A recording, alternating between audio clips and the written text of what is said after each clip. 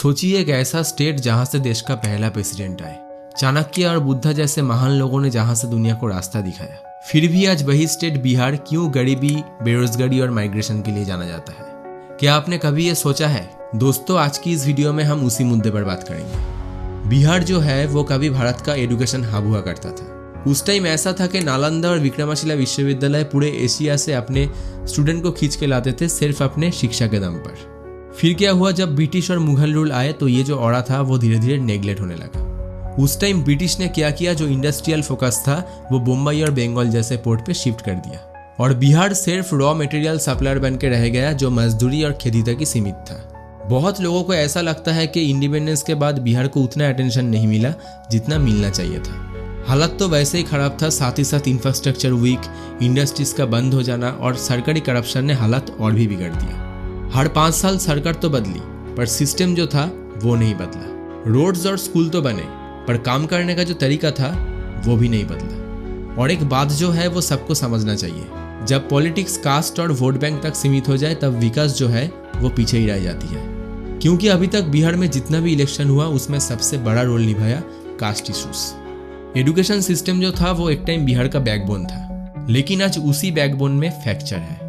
कभी teachers absent देखने को मिला तो कभी स्कूल में फैसिलिटीज की कमी। कुछ रिपोर्ट्स के माने तो हर साल लाखों स्टूडेंट दिल्ली, कोटा और पंजाब में माइग्रेट करते हैं।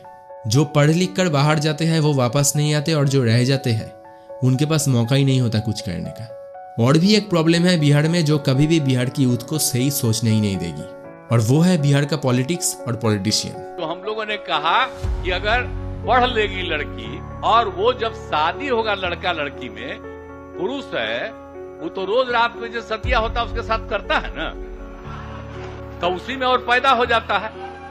तो लड़की पढ़ लेती है तो हमको मालूम था कि वो करेगा ठीक है, लेकिन अंतिम में भीतर मत घुसाओ, उसको बाहर कर दो। करता तो है तो उसी में आप समझ लीजिए। जब एक लीडर ही ऐसे बात करेगा तो यूथ इससे क्या ही सीखेगा। बिहार का यूथ का जो पोटेंशियल है वो हमेशा से ही रोजगार में कन्वर्ट नहीं हो पाया। इसीलिए ही बिहार का यूथ दिल्ली, मुंबई, गुजरात जैसे शहर में मजबूरी में काम करते हैं।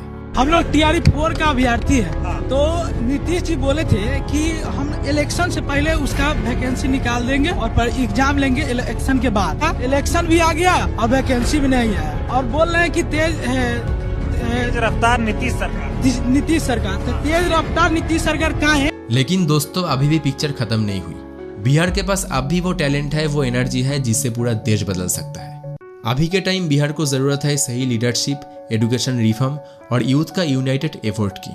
क्योंकि जब किसी भी स्टेट का यूथ जागते हैं तो उस स्टेट का विकास कोई नहीं रोक सकता। और शायद वो समय दूर नहीं जब बिहार फिर से ये कह सके कि हम भारत के मजदूर नहीं, हम भारत के फाउंडेशन हैं।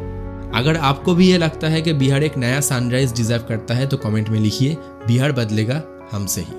और तभी हम सब मिलके ये गाना सुनेंगे। यहाँ मैं नहीं, हम चलता है सर। हम में ना एक अपनापन है, पावर है, प्यार है। अगर आपको ये वीडियो अच्छा लगे तो प्लीज एक लाइक कर देना। और जो ऑडियंस मेरा ये वीडियो बिहार से देख रहे हो उन सबको बेस्ट ऑफ लक।